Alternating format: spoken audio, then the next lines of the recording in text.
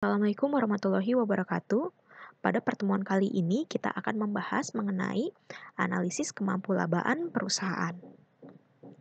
Berbicara mengenai kemampulabaan, tujuan utama orang yang berinvestasi atau yang biasa kita sebut investor adalah untuk mendapatkan laba dari investasinya. Sebelum berinvestasi, pastinya investor akan mencari tahu terlebih dahulu mengenai kondisi keuangan perusahaan. Apakah perusahaan tersebut menghasilkan laba atau perusahaan tersebut sedang dalam keadaan yang rugi. Tentunya untuk berinvestasi kita akan mencari tahu nih perusahaan tersebut harus laba. Untuk mencari tahu apakah perusahaan tersebut kondisinya laba atau rugi, tentunya ini bisa dilihat dari laporan laba rugi atau income statement. Laba rugi ini adalah laporan yang mengukur kinerja perusahaan berupa pendapatan dan beban perusahaan selama periode waktu tertentu. Biasanya periode waktu tertentu ini adalah 1 tahun. Tapi jika kita melihat laporan laba rugi untuk perusahaan-perusahaan TBK atau terbuka, ini biasanya disajikan dalam bentuk perbandingan.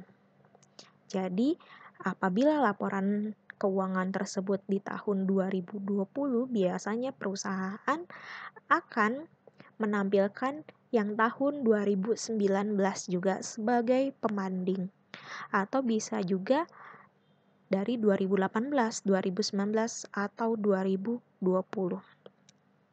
Nah, jika kita lihat di laporan laba rugi, jika biayanya naik, tentu perusahaan akan rugi. Jika biayanya turun, perusahaan bisa mendapatkan laba.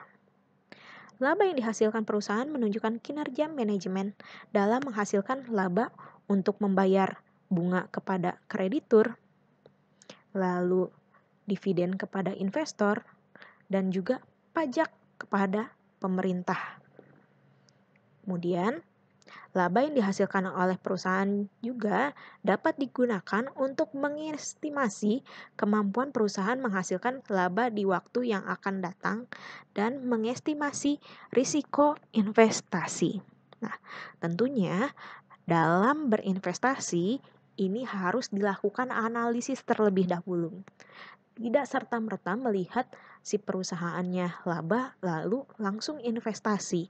Tapi biasanya dianalisis dulu nih, karena pada saat laporan keuangan tersebut disajikan, kita melihat di 2019-2020 misalnya. Nah, apakah terjadi kenaikan di 2019-2020 labanya? Tentu jika ada kenaikan, maka ini bisa dikatakan perusahaannya berkembang. Namun, tidak melihat laba aja, tapi kita akan mempelajari analisis rasionya juga agar lebih tajam menganalisisnya. Kemudian, pengaruh laporan laba rugi bagi investor. Kebanyakan investor tergolong ke dalam pihak yang menjauh dari risiko. Pastinya dong, karena biasanya investor ini akan berinvestasi pada perusahaan yang betul-betul sudah terpercaya. Seperti perusahaan TBK atau terbuka nih. Biasanya kalau perusahaan-perusahaan yang sudah ada di bursa, ini laporan keuangannya sudah diaudit. Berarti sudah terpercaya, laporan keuangannya tersebut sudah diperiksa juga oleh auditor. Tapi tetap saja, meskipun sudah diperiksa auditor dan kita melihat wajar tanpa pengecualian, tapi ini ada saja di kenyataannya ada perusahaan yang melakukan manipulasi terhadap laporan keuangannya atau fraud. Sehingga angka yang disajikan pada laporan keuangan berbeda dengan kinerja perusahaan yang sesungguhnya. Bisa dilihat kasusnya yang belakangan ini yaitu perusahaan yang diaudit oleh salah satu KAP Big Four. Bisa kalian lihat di beritanya bahwa meskipun diaudit oleh KAP Big Four sekalipun, ini masih aja ada masalah. Nah, masalahnya adalah salah satunya si perusahaan tersebut gagal bayar. Nah, ini masih ada penyimpangan-penyimpangan terhadap laporan keuangan tersebut atau fraud. Selanjutnya, adapun keterbatasan-keterbatasan di laporan laba rugi. Yang pertama, keterbatasannya adalah 1. Pos-pos yang tidak dapat diukur secara akurat tidak dapat dilaporkan. Misalnya apa sih? Misalnya adalah perubahan nilai pasar sementara dari sekuritas investasi milik perusahaan. Nah, ini bisa dilihat apabila di trading saham ini perusahaannya harga sahamnya ini naik turun. Naik turunnya setiap apa? Bukan setiap hari lagi, tapi setiap detik atau setiap menit. Seperti itu. Jadi tidak bisa dilihat di laporan laba rugi. Kemudian peningkatan nilai atau company value-nya seperti citra merek ini tidak bisa diukur. Kualitas layanan perusahaan, kualitas produk juga tidak bisa diukur, dan inovasi produk juga tidak bisa diukur. Hanya saja apabila kita melihat yang namanya laporan tahunan atau annual report, nah ini bisa kita lihat apa saja sih inovasi-inovasi produk yang diupayakan oleh manajemen atau yang diupayakan oleh perusahaan, inovasi apa aja. Tapi nilai dari inovasi tersebut kita tidak mengetahuinya. Kemudian, pelaporan laba dipengaruhi oleh metode akuntansi yang digunakan oleh perusahaan. Penyusutan yang digunakan oleh perusahaan seperti metode garis lurus, saldo menurun ganda, dan metode jumlah angka tahun ini tidak diketahui di laporan laba rugi, tapi ini diketahui di catatan atas laporan keuangan. Biasanya di situ akan tertulis metodenya apa aja sih, seperti itu.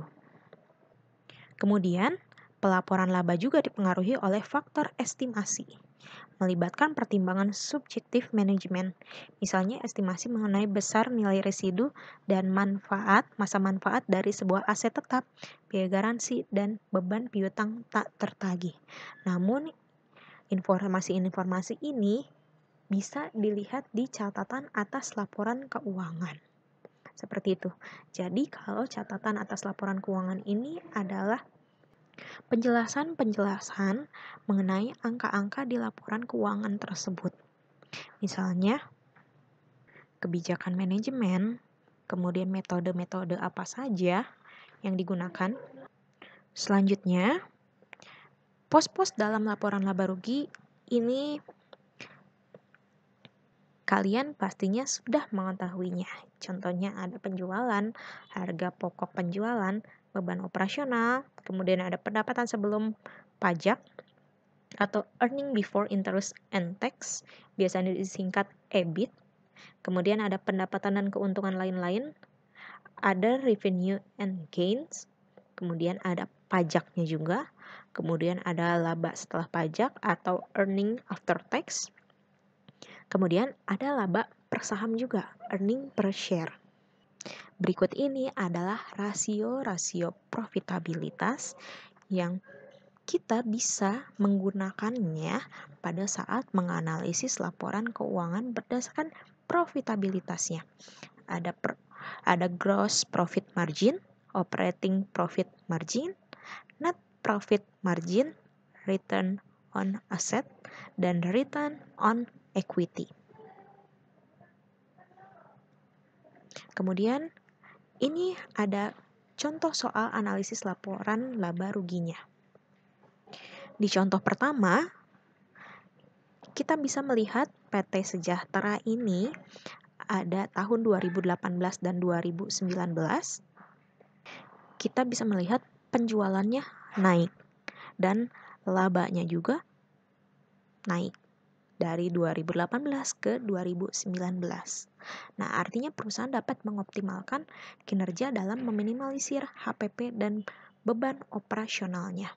Namun, ini pastinya kita lihat penjualannya naik, harga pokoknya juga naik, kemudian beban operasionalnya juga naik. Tapi ini hanya sekilas saja. Nah, untuk memastikan apakah ini naik atau tidak, nah kita bisa melihat di laporan laba ruginya dengan rasio misalnya GPM tadi, OPM atau NPM. Nah, saya kasih contoh untuk rasio OPM, Operating Profit Margin. Ini rumusnya adalah operating profit dibagi total revenue-nya. Nah, bisa dilihat di sini di 2018 kita bisa melihat operating profit-nya di EBIT atau laba sebelum bunga dan pajak. 4.500 dibagi total revenue-nya 28.000. Nah, ini bisa dihitung sekitar 16%. Kemudian untuk 2019 EBIT-nya ini 5.550. Kemudian penjualan bersih atau total revenue-nya ini adalah 32.500. Nah, ini sekitar 17%. Dilihat dari OPM atau operating profit margin-nya ini mengalami kenaikan meskipun naiknya hanya 1% dari tahun yang lalu atau tahun 2018. Kemudian untuk contoh yang kedua, PT Makmur pada laporan laba ruginya ini bisa dilihat penjualannya naik dari 45.000 ke 57.000. Tapi labanya turun. Kita lihat saja labanya dari laba bersih atau earning after tax dari 2018 7.875 dan 2019 6.300. Nah, artinya manajemen perusahaan harus mengoptimalkan kinerja dalam meminimalisir HPP dan beban operasionalnya. Nah, saya kasih contoh lagi untuk menghitung operating profit margin. Misalkan di PT Makmur di 2018 kita lihat EBIT-nya atau earning before interest and tax ini 12.500 dibagi 45.000. Totalnya adalah 27%. Namun untuk 2019 10.000 dibagi 57.000 hanya 17%. Artinya ini dari rasio OPM-nya saja mengalami penurunan dari 27% menjadi 17%. Nah, selanjutnya ini kita lihat ada yang namanya laba operasional, yaitu untuk mengukur kinerja fundamental operasional perusahaan yang merupakan selisih antara laba kotor dan beban operasional. Sudah tahu ya. Kemudian untuk laba operasional memungkinkan untuk menganalisis kinerja manajemen dalam melakukan strategi bisnisnya. Kemudian ada laba atau rugi bersih atau net income, atau yang tadi saya sebutkan earning after tax adalah laba yang sudah ditambah dengan pendapatan atau beban lain-lain si perusahaan tersebut. Nah, selanjutnya laba per lembar saham. Laba per lembar saham adalah laba bersih dari setiap lembar saham yang beredar. Laba per lembar saham hanya mencerminkan laba yang tersedia bagi pemegang saham biasa, bukan pemegang saham preference. Nah, kenapa sih laba per lembar saham ini diukurnya dari saham biasa? Tentunya karena investor saham biasa yang menjadi pemilik perusahaan sesungguhnya karena memiliki hak suara, sedangkan untuk saham preference ini tidak memiliki hak suara.